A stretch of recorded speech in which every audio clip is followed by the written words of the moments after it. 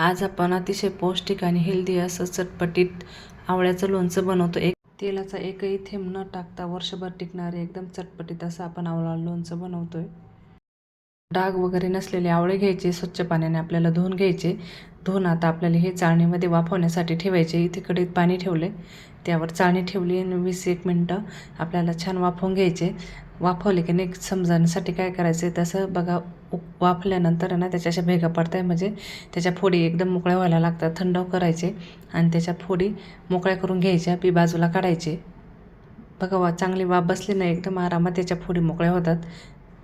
थंड झाले अशा सर्व फोडी मोकळ्या करून घ्यायच्यात आपल्याला. आता अर्धा किलोसाठी आपण मसाला बघून घेऊया. इथे बडीशोप घेतली मी, पोहे खाण्याचा छोटा चम्मच, 1.5 चम्मच जिरा, 1 चम्मच मेथी दाणे, अर्धा चम्मच सुंठ पावडर घेतली आहे, अर्धा चम्मच तुमच्याकडे सुंठ असेल तर 1 तुकडा घातला तरी चालेल, 10-12 लवंग, 10-12 मिरे आणि 2-3 तुकडे दालचिनीचे घ्यायचे.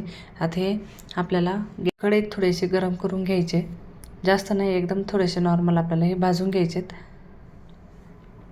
म्हणजे मसाला गरम झाला ना वर्षभर टिकतो आणि लोणचं पण खराब होत नाही. तर थंड झाला की मिक्सरला फिरून घ्यायचं. तर आवळ्याच्या फोडी ज्या भांड्यात लोणचं करायचं त्यात काढून घ्यायच्या. सुंठ पावडर टाकली, कारण पावडर होती, तुम्ही सुंठ जर घातली तर तुम्ही दळायला पण घालू शकता. आणि जो दळलेला मसाला ना तो ह्या खापांमध्ये घालायचा. थोडासा किंचित जाडसर ठेवायचा, खूप बारीक करायचा नाही, म्हणजे खाताना छान लागतो. आता त्यासाठी इथे घेतली आहे अर्धा चमचा तिखट मिरची घेतली आहे, 1 चमचा बेडगी मिरची घेतली आहे, अर्धा चमचा हळद पावडर, पाव चमचा हिंग, अर्धा चमचा काळं मीठ आणि 1 चमचा साधं मीठ घेतलं आहे. आणि 500 ग्रॅम आवळे होते, तर बिया वगैरे जाऊन ते 400 ग्रॅमच भरता, म्हणजे थोडंसं कमी होतं म्हणून 400 ग्रॅम गूळ घातला आहे.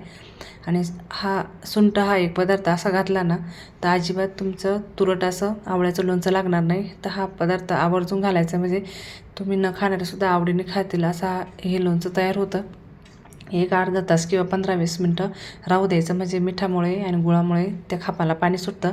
मंद गॅसवर ठेवायचं, साधारण 20 मिनटं मंद गॅसवर सारखं शिजू द्यायचं.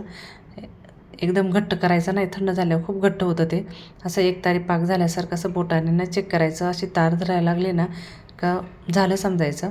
तरी पण तुम्हाला नाही समजलं नाही, 15-20 मिनटं मंद गॅसवर शिजू द्यायचं. थोडंसं पातळ ठेवायचं, खूप असं शिजवतानाच घट्ट नाही करायचं, मग थंड झालं ते एकदम कडक होईल. थोडंसं पातळ राहिलं ना मग थंड झालं असं घट्ट होतं. आता बघू शकता एकदम मस्त असं झालं आहे थंड झाल्यावर. ह्या स्टेपमध्ये पाहिजे, म्हणजे मग खायला पण छान वाटतं. आणि मस्त आपलं चटपटीत आवळ्याचं लोणचं झाले. ते आपण कुठेही तेलाचा वापर केला नाही. आणि तुम्ही हे स्टोअर करून फ्रीजच्या बाहेरसुद्धा वर्षभर ठेवू शकता. हे लोणचं करायला एकदम सोपं आहे, खायला एकदम चविष्ट आहे. लहान मुलंसुद्धा आवडीने खातील. नक्की ट्राय करा. व्हिडिओ कसा वाटला मला नक्की कळवा.